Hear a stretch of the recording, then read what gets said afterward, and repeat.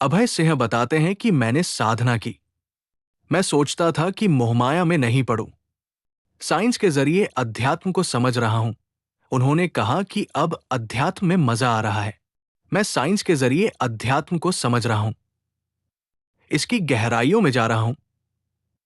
सब कुछ शिव है। अभय सिंह का जन्म झज्जर के गांव सासरौली में हुआ। वो ग्रेवाल गोत्र के जाट परिवार में जन्मे। उन्होंने शुरुआती पढ़ाई भी झज्जर जिले से की। पढ़ाई में वो बहुत होनहार थे। इसके बाद परिवार उन्हें आईआईटी की कोचिंग के लिए कोटा भेजना चाहता था, मगर अभय ने दिल्ली में कोचिंग लेने की बात कही। कोचिंग के बाद अभय ने आईआईटी का एग्जाम क्रैक कर लिया। उन्हें आईआईटी बॉम्बे में एडमिशन मिल गया। अभय के पिता कर्ण ने कहा कि वो बचपन से ही बातें बहुत कम करता था, लेकिन हमें कभी ये आभास नहीं था कि वो अध्यात्म के रास्ते पर चल पड़ेगा। क्या वो अपने बेटे को घर लौटने के लिए कहेंगे? इस पर उन्होंने कहा, मैं कह तो दूंगा, लेकिन उसे तकलीफ होगी। कोचिंग के बाद अभय ने आईआईटी का एग्जाम क्रैक कर लिया। उन्हें आईआईटी बॉम्बे में एडमिशन मिल गया। अभय ने वहां से एरोस्पेस इंजीनियरिंग में बीटेक की डिग्री ली, फिर डिजाइनिंग में मास्टर डिग्री की। अभय की छोटी बहन कनाडा में रहती है।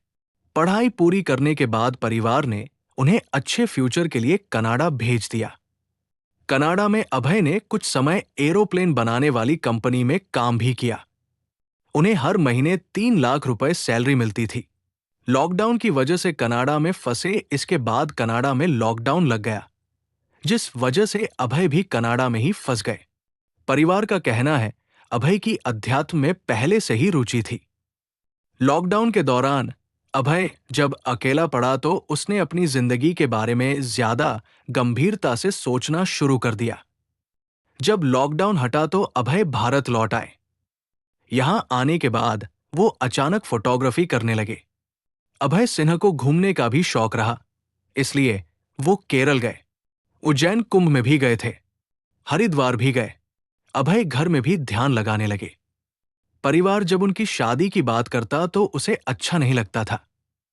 अभय के पिता कर्ण ने कहा कि वो बचपन से ही बातें बहुत कम करता था, लेकिन हमें कभी ये आभास नहीं था कि वो अध्यात्म के रास्ते पर चल पड़ेगा।